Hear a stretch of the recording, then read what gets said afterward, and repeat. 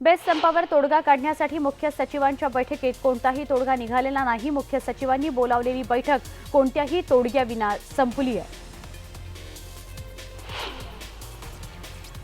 Best संपावर मुख्यमंत्र्यांव्यतिरिक्त भाजप नेते मात्र शांत आहेत। बेस्ट संपावर शिवसेना अडचणीत असतानाही भाजपच्या नेत्यांना वक्तव्य न करण्याच्या पक्षाच्या सूचना आहेत। लोकसभा आणि विधानसभा निवडणुकीबाबत युतीची चर्चा अर्धवट असल्याने बेस्ट संपाबाबत भाजपचं हातावर घडी तोंडावर बोट असंच चित्र आहे।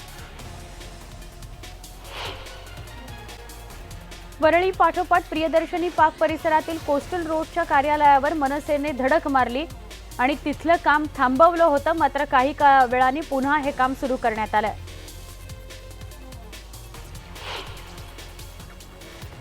बेस्ट संपावर तोडगा निघत नाही तोपर्यंत कोस्टल रोडचं बांधकाम करू देणार नाही असं मनसेचं म्हणणं होतं आणि म्हणूनच त्यांनी बांधकाम बंद पाडलं होतं। यानंतर पोलीस बंदोबस्तात कोस्टल रोडच्या कामाला पुन्हा एकदा सुरुवात करण्यात आली। बेस्ट कर्मचाऱ्यांच्या समोरचा संपाचा आजचा 7वा दिवस आहे। आज सुद्धा रस्त्यावर एकही बस उतरलेली दिसत नाही। आठवड्याचा पहिला दिवस आहे। चाकरमानी कामाला जायला घराबाहेर पडतात, पण बेस्टची एकही बस नसल्याने त्यांना रिक्षा, टॅक्सी, एसटी बसचा आधार घ्यावा लागतोय। आठवड्याच्या पहिल्याच दिवशी हार्बर रेल्वेची वाहतूक विस्कळीत झाली आहे। कुर्ला ते टिळकनगर स्टेशन दरम्यान रेल्वे रुळाला तडे गेल्याने रेल्वे सेवा विस्कळीत झाली।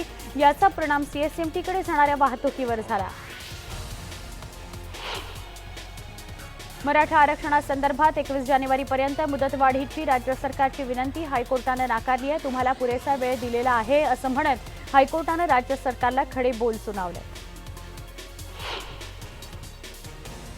औरंगाबादमध्ये एका अल्पवयीन मुलीचा संशयास्पदरित्या मृत्यू झालाय। औरंगाबाद जवळच्या शेंदूरवाडा इथली ही अल्पवयीन मुलगी अचानक गायब झाली आणि वाळूज नजीकच्या असलेल्या शेततळ्यात या मुलीचा मृतदेह सापडला। तिने आत्महत्या केली आहे की तिची हत्या झाली आहे याविषयी संभ्रम आहे। पोलीस अधिक तपास करतात। मुंबई शहर आणि उपनगर लोकसभा मतदारसंघाचा काँग्रेसकडून आढावा घेतला जाणार आहे। मुंबई काँग्रेस अध्यक्ष संजय निरुपम यांच्यासह मुंबईतील अनेक नेते यावेळी उपस्थित राहणार आहेत। मुंबई काँग्रेस अध्यक्ष संजय निरुपम आणि कृपाशंकर सिंग हे गुरुदास कामत यांच्या लोकसभा मतदारसंघातून निवडणूक लढवण्यास इच्छुक आहेत। मंदिर वही बनाएंगेच्या नावे जनतेची फसवणूक करून सत्तेत येण्याची स्वप्न भाजपकडून पाहिली जात आहेत, अशी टीका राष्ट्रवादी काँग्रेसचे नेते छगन भुजबळ यांनी केली। राष्ट्रवादी काँग्रेसच्या परिवर्तन यात्रा उल्हासनगरामध्ये पोहोचली त्यावेळी ते बोलत होते।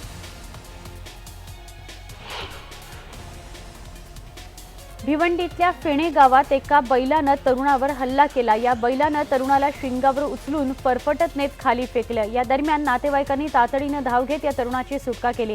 बैलाच्या हल्ल्यात हा तरुण जखमी झालेला आहे। घणसोली गावातील 35 वर्षाचा क्रिकेटपटू संदीप चंद्रकांत म्हात्रे याचा रविवारी टेनिस क्रिकेट स्पर्धेमध्ये छातीत दुखू लागल्यानंतर काही वेळातच मृत्यू झाला। क्रिकेट सामन्यात गोलंदाजी केल्यानंतर छातीत दुखायला लागल्यानं म्हात्रे घरी निघाले होते, मात्र वाटेतच त्यांनी अखेरचा श्वास घेतला। मालेगावमध्ये पाणी पुरवठा विभागाच्या अभियंत्यावर तलवारीनं प्राणघातक हल्ला करण्यात आला। अन्सारी मोहम्मद बुद्रुद्दोजा असं अभियंत्याचं नाव आहे। मुंबईतल्या उड्डाणपुलाखाली पार्क केलेल्या वाहनांवर कारवाईला सुरुवात होणार असल्याची माहिती वाहतूक पोलिसांनी दिली आहे। उड्डाणपुलाखाली पार्किंग किंवा भंगारमधील गाड्या उभ्या करणाऱ्यांना वाहतूक विभागाने नोटीस बजावलेली आहे। प्रदूषित शहरात नवी मुंबईने राज्यात दुसरा क्रमांक पटकावलेला आहे। आंतरराष्ट्रीय विमानतळ, मेट्रो, जेएनपीटी बंदराचा विस्तार यामुळे शहरात वाहनांच्या संख्येत वाढ झाल्याने प्रदूषण वाढलंय। दिवा आणि मुंब्रा परिसरामध्ये खाडी किनाऱ्यावर मोठ्या प्रमाणात रेती उत्खनन सुरू आहे, त्यामुळे खाडी किनाऱ्याच्या पर्यावरणाचा ऱ्हास होत असून सरकारी महसुलाची लूट सुरू आहे।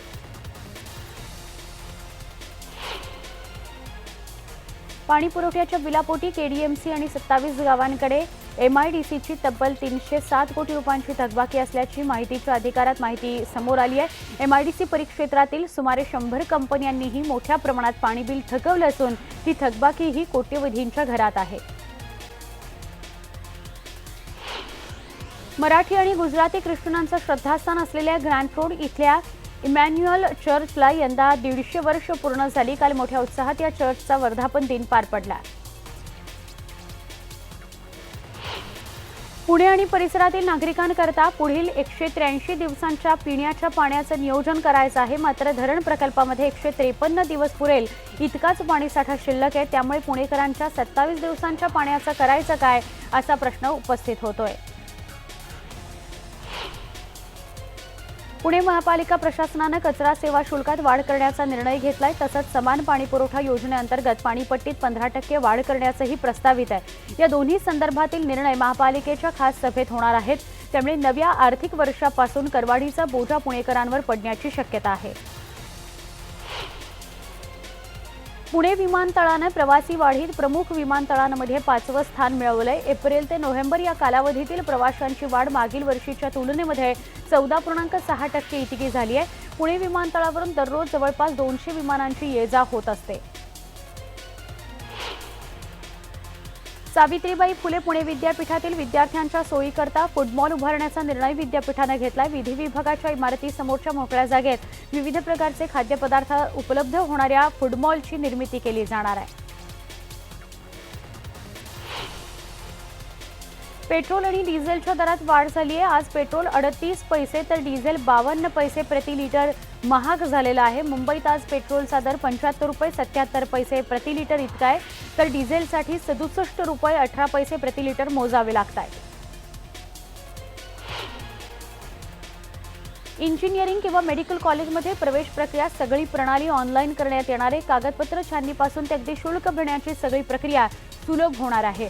यासाठी जिल्हा स्तरावर सेतू केंद्र उभारण्याचा विचार अंतिम टप्प्यात आहे। खासगी वीज निर्मिती कंपन्यांना सरकारी वीज वाहिन्यांमधून वीज पुरवठा करण्यास मुभा दिली जाणार आहे। या स्पर्धेमधून स्वस्त दरात वीज मिळावी या उद्देशाने केंद्र सरकार याबाबत कायद्यात सुधारणा करत आहे।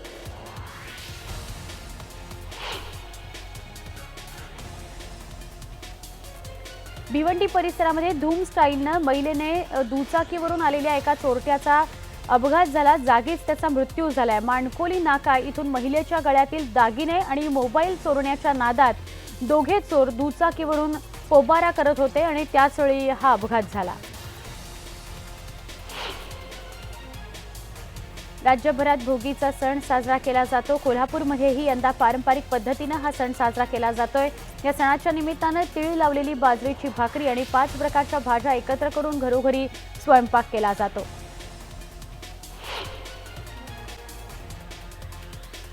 मुंबईच्या गिरगाव चौपाटीवरही पतंग महोत्सवाचं आयोजन करण्यात आलं होतं। लाफ्टर क्लबच्या माध्यमातून या उत्सवाचं आयोजन करण्यात आलं होतं। 5वी आणि 8वी मध्ये नापास होणाऱ्या विद्यार्थ्यांना पुन्हा परीक्षा देऊन पास होण्याची संधी मिळणार आहे। केंद्र सरकारने राईट टू एज्युकेशन या कायद्यामध्ये बदल केला असल्याची सूत्रांची माहिती आहे। 2 महिन्यांमध्ये पुन्हा परीक्षा घेण्यात येणार आहेत।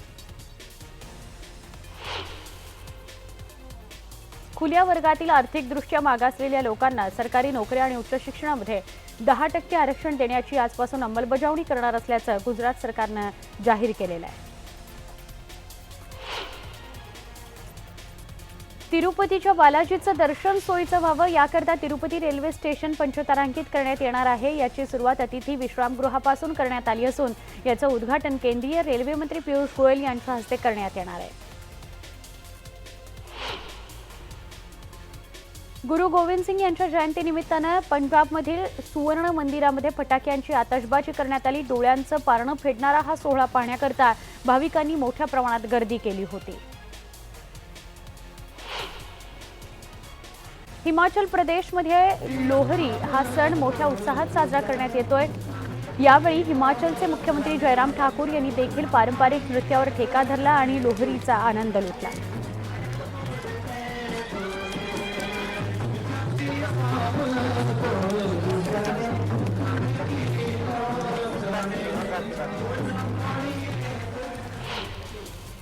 ऑस्ट्रियामध्ये सध्या जोरदार बर्फवृष्टी सुरू आहे। सर्वत्र 1 ते 2 फुटांपर्यंत बर्फाचा थर पाहिल्याचं बघायला मिळतंय। यावेळी बर्फात स्केटिंग करणाऱ्या 3 जर्मन स्कीयर्सचा मृत्यू झाल्याची माहिती मिळते आहे, तर 4 जण बेपत्ता झालेले आहेत। अमेरिकेतील वॉशिंग्टन शहरामध्ये सध्या जोरदार बर्फवृष्टी सुरू आहे. सर्वत्र सफेद बर्फाची चादर बघायला मिळते. या बर्फात व्हाईट हाऊस देखील लपलं गेलंय.